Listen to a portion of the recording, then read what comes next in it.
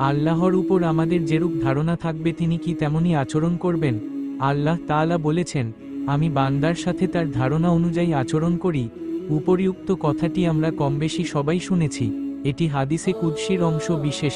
ইমাম কুরতুবী রাহিমাহুল্লাহ এর চমৎকার ব্যাখ্যা দিয়েছেন।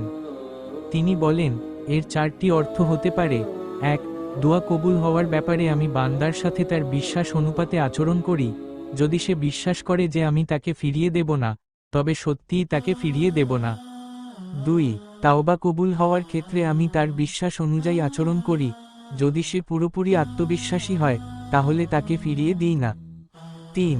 ইস্তিগফারের ক্ষেত্রে আমি বান্দার সাথে তার ধারণা অনুযায়ী আচরণ করি। যদি সে ক্ষমা পাবে বলে বিশ্বাস করে তাহলে তাকে ক্ষমা করে দিই। 4. ইবাদাত কবুল হওয়ার ব্যাপারেও আমি তার সাথে একই রকম আচরণ করি।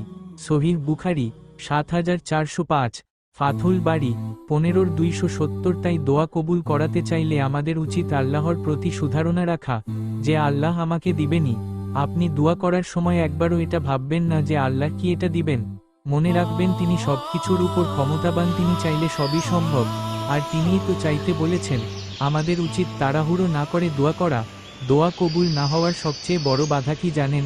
দোয়া কবুল হওয়া নিয়ে তাড়াহুড়া করা এবং এটা বলতে থাকা, আমি কত দোয়া করলাম আল্লাহ কবুল করল না, এটা বলে দোয়া করা ছেড়ে দেওয়া এবং হাহুতাশ করতে থাকা।